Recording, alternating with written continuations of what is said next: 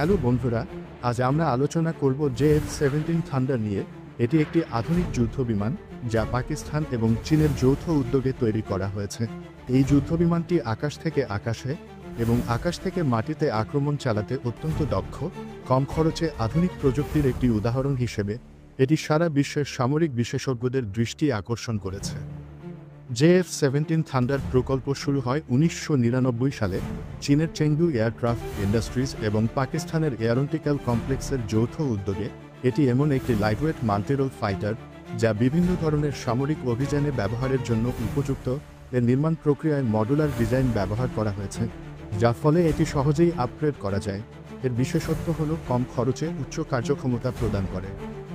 JF-17 থান্ডারের বেশ কিছু গুরুত্বপূর্ণ বৈশিষ্ট্য রয়েছে, যেমন এতে RD-93 টার্বোফ্যান ইঞ্জিন ব্যবহৃত হয়েছে, যা দ্রুতগতিতে উড্ডয়ন এবং দ্রুত গতির জন্য পরিচিত। এটি সর্বোচ্চ 1900 কিলোমিটার প্রতি ঘন্টা বেগে উঠতে পারে। তারপর রাডার সিস্টেমে যুক্ত রয়েছে KLJ-7, যা একাধিক শত্রুকে একসঙ্গে শনাক্ত করতে সক্ষম। এটি শত্রু বিমানের অবস্থান এবং গতিবিধি সম্পর্কে পাইলটকে তাৎক্ষণিক তথ্য প্রদান করে। JF-17 থান্ডারে বিভিন্ন ধরনের ক্ষেপণাস্ত্র যেমন EL-5, EL-9 এবং SD-10A বহনে সক্ষম। এছাড়াও এটি বোমা এবং রকেট সিস্টেমের সাহায্যে মাটিতে আক্রমণ চালাতে পারে।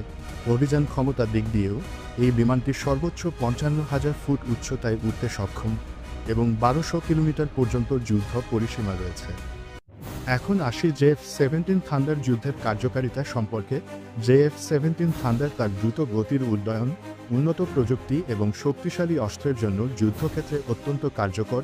এটি আকাশের শত্রু বিমানের মোকাবিলার পাশাপাশি স্থলভাগের টার্গেট ধ্বংস করতে পারে।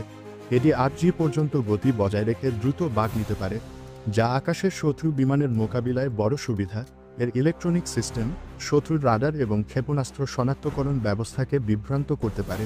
এর ডিজাইন এমনভাবে তৈরি করা হয়েছে যে এটি সহজে রক্ষণাবেক্ষণ করা যায় এবং এর পরিচালন ব্যয় কম।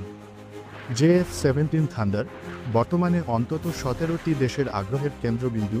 মায়ানমার, আজারবাইজান, নাইজেরিয়া এবং শ্রীলঙ্কার মতো দেশগুলো এই বিমানের প্রতি ইতিবাচক মনোভাব প্রকাশ করেছে।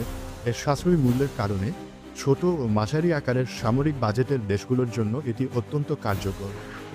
এখন সবচেয়ে গুরুত্বপূর্ণ প্রশ্ন, JF-17 থান্ডার বাংলাদেশের জন্য কেমন ভূমিকা রাখবে?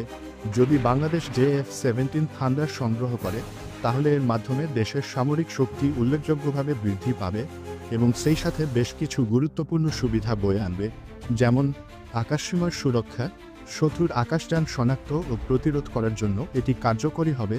সমুদ্র নিরাপত্তা, এর শক্তিশালী সেন্সর ও অস্ত্র সমুদ্রপথে নজরদারি এবং শত্রুর জাহাজ মোকাবিলায় সহায়ক হবে। সামরিক সম্পর্ক জোরদার, পাকিস্তানের সঙ্গে সামরিক সম্পর্ক আরও দৃঢ় হবে, যা আঞ্চলিক কূটনীতিতে ইতিবাচক প্রভাব ফেলতে পারে। কম খরচে আধুনিকায়ন, অন্যান্য উন্নত যুদ্ধবিমানের তুলনায় এর দাম কম হওয়ায় বাংলাদেশ সহজেই এটি ক্রয় করতে পারবে।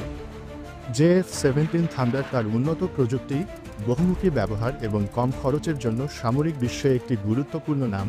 বাংলাদেশ যদি এই যুদ্ধবিমান সংগ্রহ করে, তবে তা দেশের সামরিক শক্তি বাড়াতে এবং আঞ্চলিক নিরাপত্তা নিশ্চিত করতে বড় ভূমিকা পালন করবে।